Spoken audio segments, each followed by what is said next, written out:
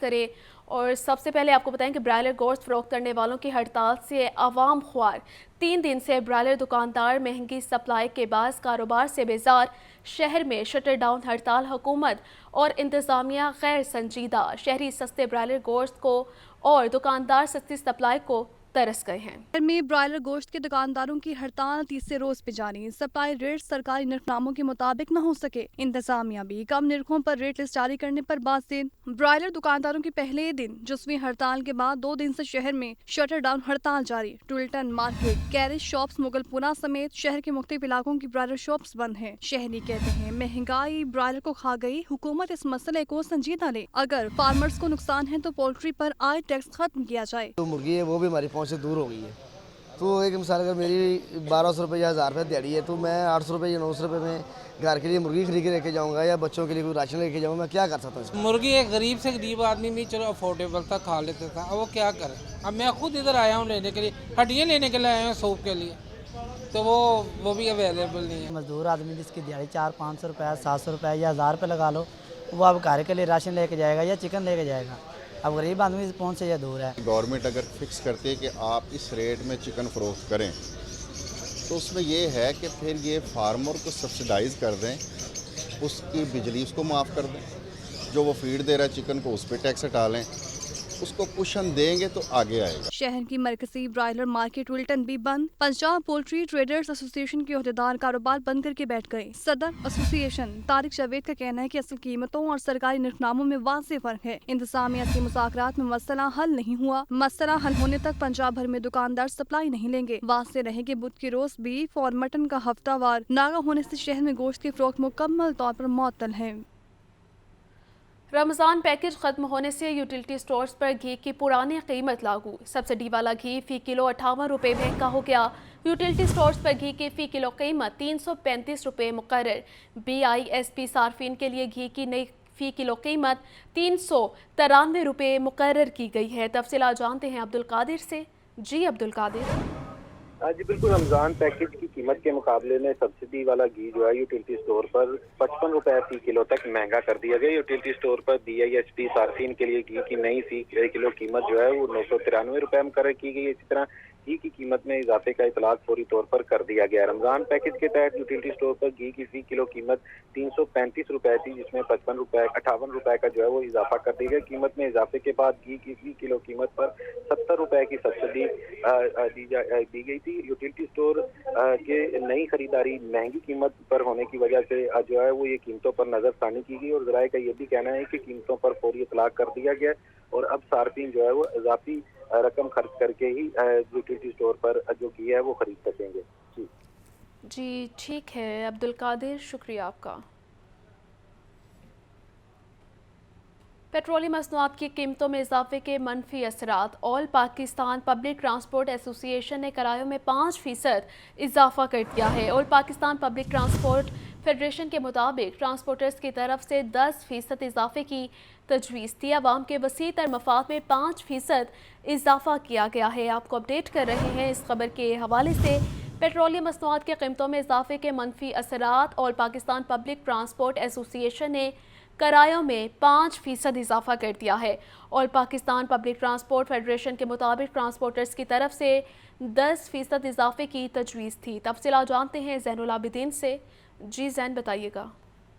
ये वफाकी हुकूमत की जानिब से पेट्रोलियम मसनूआत की कीमतों में इजाफा करके अवाम पर महंगाई का बम तो गिरा दिया गया, ताहम अब ये कीमतों में इजाफे के जो मनफी असरात हैं वो भी मुरतब होना शुरू हो गए हैं, जिसमें all Pakistan public transport owners association ने किरायों में इजाफे का ऐलान कर दिया है। डीजल के निर्खों में इजाफे से किरायों में 5% इजाफा करने का फैसला किया गया। इसी तनाजुर में पब्लिक ट्रांसपोर्ट ऑनर एसोसिएशन के एलामिया के मुताबिक ये किरायों में इजाफे से मुसाफिरों की तादाद में कमी होती है। ये एसोसिएशन ने मुतालबा किया कि हुकूमत डीजल और पेट्रोल की कीमतों में इजाफा वापस ले। इसके साथ साथ एलामिया में ये भी कहा गया है कि ट्रांसपोर्टर्स की तरफ से 10% इजाफे की तजवीज़ दी गई थी, ताहम आवाम के वसी तर मुफाद में ये 5% इजाफा किया जा रहा है। इसी तनाजुर में मुल्क भर के ट्रांसपोर्टर से ऑनलाइन मीटिंग के बाद किरायों में 5% तक इजाफे का फैसला किया गया।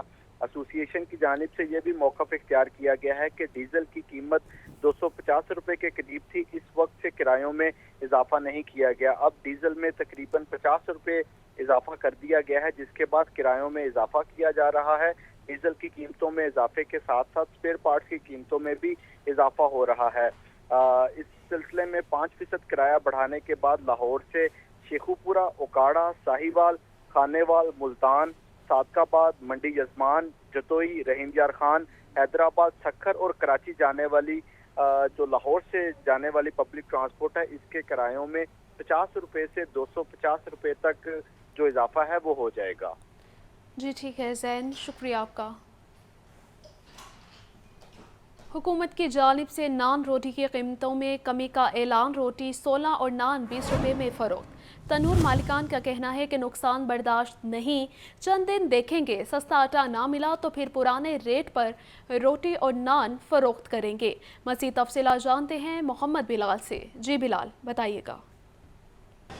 जी बिल्कुल, पंजाब हुकूमत की जानिब से आवाम को सहूलियात फ्राहम करने के हवाले से जो रोटी और नान की जो कीमतें हैं इनमें कमी का ऐलान कर दिया गया है। इसमें बाकायदा तौर पर जो नोटिफिकेशन है ये भी जारी हो चुका है, जिसमें रोटी 16 रुपये और नान जो है ये 20 रुपये का जो तंदूर भाई मालकान है उनको देने का जो इतलाक है ये किया गया है।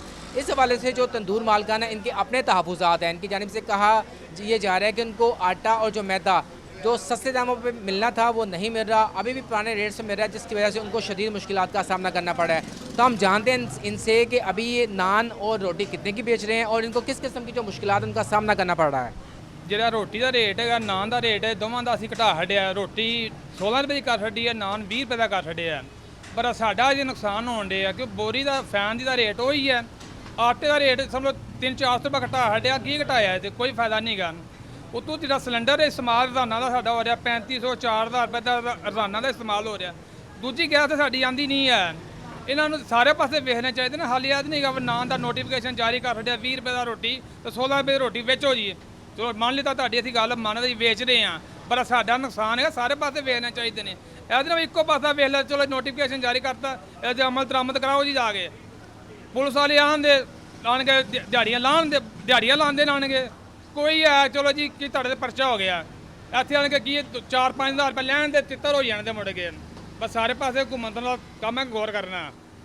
ਦੇਖੋ ਕਿੰਨਾ ਦੁਕਾਨ ਦੇ ਖਰਚੇ ਨੇ। ਆਟਾ ਸਾਡੇ ਕੋਲ ਪਹਿਲੇ ਦਾ ਪਿਆ, ਰਮਜ਼ਾਨ ਦਾ ਪਿਆ, ਉਹ ਹੈਗਾ 2850 ਰੁਪਏ ਦਾ ਥੈਲਾ ਆਟੇ ਦਾ ਹੈਗਾ। ਉਹ 2850 ਰੁਪਏ ਦਾ ਥੈਲਾ ਆਟੇ ਦਾ ਪਕਾ ਕੇ ਰੋਟੀ 16 ਰੁਪਏ ਦੀ ਕਿਸ ਨਾਲ ਵਾਰੇ ਜਾਵੇ ਦੀ ਹੈ। ਜਾਂ ਹੁਣ ਇਸ ਟਾਈਮ ਜਦ ਨਾਨ 20 ਰੁਪਏ ਦਾ ਦੇ ਰਹੇ ਆ, ਬਾਹਰ ਲੋਕਾਂ ਦੀਆਂ ਸਪਲਾਈਆਂ ਵੀ ਹੈ ਨੇ। ਬਾਹਰ ਦੀ ਸਪਲਾਈ ਕਿੰਨੇ ਦੀ ਦੇਣ ਦੇ ਨਾਨ ਦੇ ਦੁਕਾਨ ਦੇ ਤਾਂ 20 ਰੁਪਏ ਦਾ ਨਾਨ ਅਸੀਂ ਦੇਣਾ ਸ਼ੁਰੂ ਕਰ ਦਿੱਤਾ। ਬਾਹਰ ਦਾ ਰੇਟ ਕਿਹੜਾ ਕੱਢਾਂਦੇ ਹੁਣ। बाहर गाहक ना तो साड़ी लड़ाइयाँ होंगी इस तरह से है।